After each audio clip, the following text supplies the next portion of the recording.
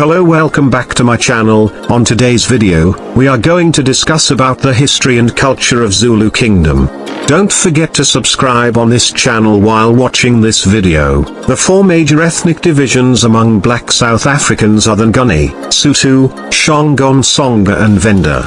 The Nguni represent nearly 2/3 of South Africa's black population and can be divided into four distinct groups: the Northern and Central Nguni, the Zulu-speaking peoples, the Southern Nguni, the Xhosa-speaking peoples, the Swazi people from Swaziland and adjacent areas, and the Ndebele people of the Northern Province and Mpumalanga. Archaeological evidence shows that the Bantu-speaking groups, that were the ancestors of the Nguni, migrated down from East Africa as early as the 11th century. The Zulu language, of which there are variations, is part of the Nguni language group. The word Zulu means sky, and according to oral history, Zulu was the name of the ancestor who founded the Zulu royal line in about 1670. Today it is estimated that there are more than 45 million South Africans, and the Zulu people make up about approximately 22% of this number. The largest urban concentration of Zulu people is in the Gauteng province, and in the corridor of Pietermaritzburg and Durban. The largest rural concentration of Zulu people is in KwaZulu-Natal. isiZulu is South Africa's most widely spoken official language. It is a tonal language understood by people from the Cape to Zimbabwe and is characterized by many cliques. In 2006 it was determined that approximately 9 million South Africans speak Xhosa as a home language. The following overview of the language was written by B.P. Ngedi for UNESCO's World Languages Report, 2000. The writing of Zulu was started by missionaries in the then Natal. The names J.W. Colenso, S.B. Stone, H. Calloway and Lewis Grant are among the prominent. They taught the first people with whom they made contact, spreading the word of God, basic writing skills in Zulu. Magema Fuse, Gian and William were among the very first who were taught communicative English and basic writing skills at about 1830 to 1841. The first Zulu Christian booklet was produced by Newton Adams, George Newton and Alden Grout, 1837-8, titled In Kwadiokokala Yaba Fundeo, which dealt with the spelling of Zulu words and the history of the Old Testament. Between 1845 and 1883, the first translated version of the Bible was produced in very old Zulu orthography. In 1859 the first Zulu grammar book by L. Grout was produced.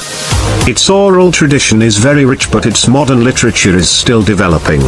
J. L. Dube was the first Zulu writer, 1832, though his first publication was a Zulu story written in English titled A Talk on My Native Land. In 1903 he concentrated in editing the newspaper Alongale's Natalie. His first Zulu novel In Silakashaka was published in 1930. We see a steady growth of publications, especially novels from 1930 onwards. The clear-cut distinction made today between the Xhosa and the Zulu has no basis in culture or history, but arises out of the colonial distinction between the Cape and Natal colonies. Both speak very similar languages and share similar customs, but the historical experiences at the northern end of the Nguni culture area differed considerably from the historical experiences at the southern end. The majority of northerners became part of the Zulu kingdom, which abolished circumcision. The majority of southerners never became part of any strongly centralized kingdom, intermarried with Khoi and retained circumcision. Many Zulu people converted to Christianity under colonialism. However, although there are many Christian converts, ancestral beliefs have not disappeared. Instead, there has been a mixture of traditional beliefs and Christianity. Ancestral spirits are important in Zulu religious life, and offerings and sacrifices are made to the ancestors for protection, good health, and happiness. Ancestral spirits come back to the world in the form of dreams, illnesses, and sometimes snakes. The Zulu also believe in the use of magic. Ill fortune such as bad luck and illness is considered to be sent by an angry spirit. When this happens, the help of a traditional healer is sought, and he or she will communicate with the ancestors or use natural herbs and prayers to get rid of the problem. The Zulu are fond of singing as well as dancing. These activities promote unity at all transitional ceremonies such as births, weddings, and funerals. All the dances are accompanied by drums and the men dress as warriors, see image. Zulu folklore is transmitted through storytelling, praise poems, and proverbs. These explain Zulu history and teach moral lessons. Praise poems, poems recited about the kings and the high achievers in life, is becoming part of popular culture. The Zulu, especially those from rural areas, are known for their weaving, craft making, pottery, and beadwork. The Zulu term for family, umndeni, includes all the people staying in a homestead who are related to each other, either by blood, marriage, or adoption. Drinking and eating from the same plate was and still is a sign of friendship. It is customary for children to eat from the same dish, usually a big basin. This derives from a share what you have belief which is part of Ubuntu, humane, philosophy. Origins. Long ago, before the Zulu were forged as a nation, they lived as isolated family groups and partly nomadic northern Gunny groups. These groups moved about within their loosely defined territories in search of game and good grazing for their cattle. As they accumulated livestock and supporters, family leaders divided and dispersed in different directions, while still retaining family networks. The Zulu homestead, imizi, consisted of an extended family and others attached to the household through social obligations. This social unit was largely self-sufficient, with responsibilities divided according to gender. Men were generally responsible for defending the homestead, caring for cattle, manufacturing and maintaining weapons and farm implements, and building dwellings. Women had domestic responsibilities and raised crops, usually grains, on land near the household. By the late 18th century, a process of political consolidation among the groups was beginning to take place. A number of powerful chiefdoms began to emerge and a transformation from a pastoral society to a more organized statehood occurred. This enabled leaders to wield more authority over their own supporters and to compel allegiance from conquered chiefdoms. Changes took place in the nature of political, social, and economic links between chiefs of these emerging power blocks and their subjects. Zulu chiefs demanded steadily increasing tribute or taxes from their subjects, acquired great wealth, commanded large armies, and, in many cases, subjugated neighboring chiefdoms. Military conquest allowed men to achieve status distinctions that had become increasingly important. This culminated early in the 19th century with the warrior King Shaka conquering all the groups in Zululand and uniting them into a single powerful Zulu nation that made its influence felt over southern and central Africa. Shaka ruled from 1816 to 1828, when he was assassinated by his brothers. Shaka recruited young men from all over the kingdom and trained them in his own novel warrior tactics. His military campaign resulted in widespread violence and displacement, and after defeating competing armies and assimilating their people, Shaka established his Zulu nation. Within 12 years, he had forged one of the mightiest empires the African continent has ever known. The Zulu Empire weakened after Shaka's death in 1828. One of the most significant events in Zulu history was the arrival of Europeans in Natal. By the late 1800s, British troops had invaded Zulu territory and divided Zululand into different chiefdoms.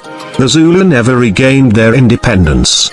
Natal received colonial government in 1893, and the Zulu people were dissatisfied about being governed by the colony.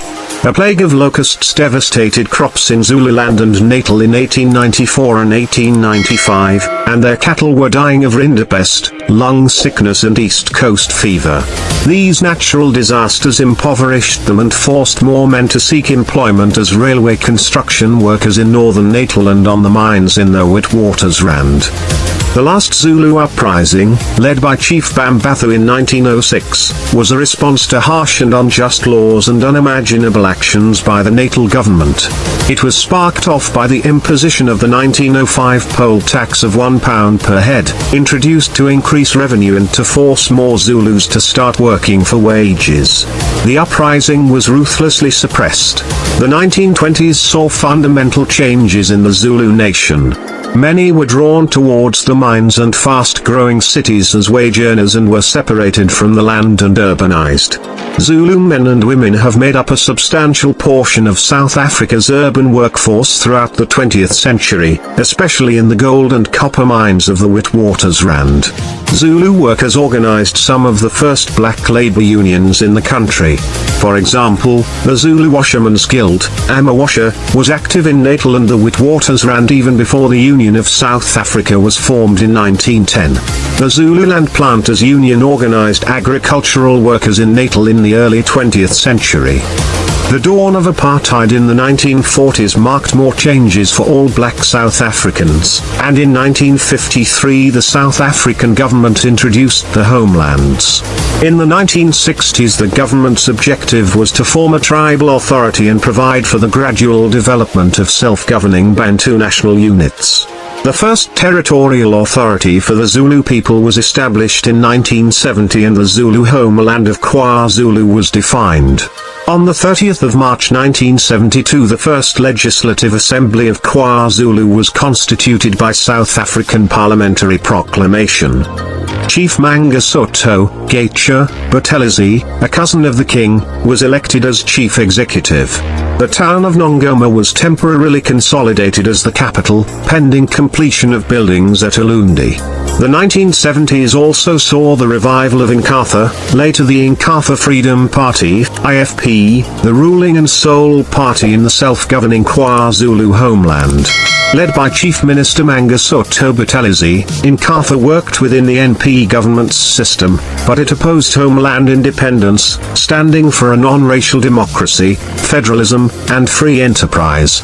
Military prowess continued to be an important value in Zulu culture, and this emphasis fueled some of the political violence of the 1990s.